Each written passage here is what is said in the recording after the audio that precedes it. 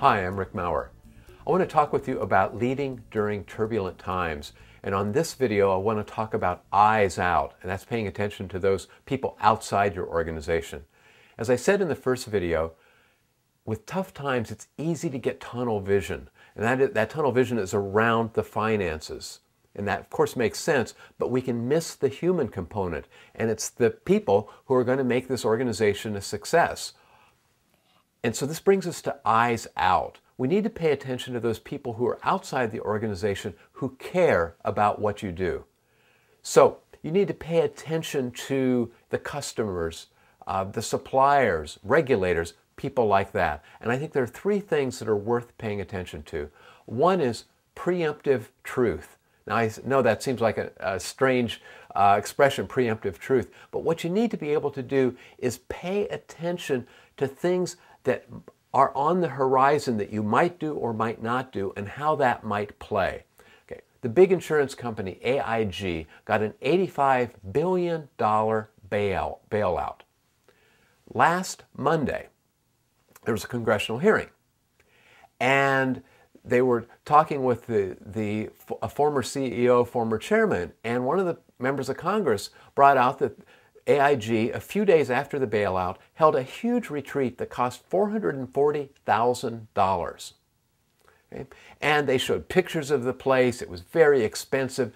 Some of the minimal price for rooms was over $400 a night, and one of the suites went for $1,800 a night. I mean, it just seemed like a boondoggle.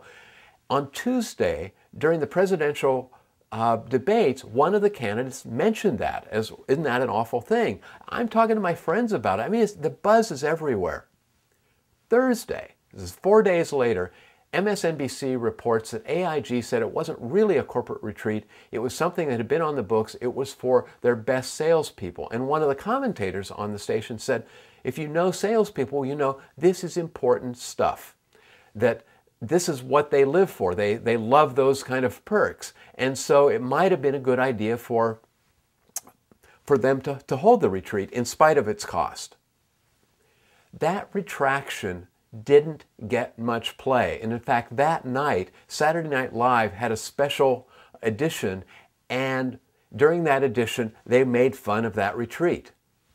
What AIG should have done before the retreat is someone should have said, wait a minute, this is going to look really bad. And if they'd have said that, then they would have had options. They could have said, okay, let's cancel it, or let's go ahead, but we got to do some stuff to communicate why we're going to do this and why we think it's a good use of money, because trying to play catch up is not going to work. Two, you need to engage the public. You need to engage those people who have a stake in what you're doing. I'm a customer of Wachovia Bank. I have my personal money there, I have my corporate money there. I was surprised to learn that they were going to be bought out by Bank of America. And then Wells Fargo came in and made an offer. And I had no idea they were in trouble. And so even though I know my money's insured, I don't know how quickly I would get it if that bank folded. And I'm starting to get worried. And it would have been very easy for Wachovia to send an email or send a letter to its customers. It doesn't have to be personal, but can say, you're a valued customer, we want to let you know what's going on. Just doing that, that's all the engagement I need. They don't need to invite me over for coffee. All they need to do is say, here's what's going on. And often we don't get that information and we need to read about it in the press, and that's not the best place to do it.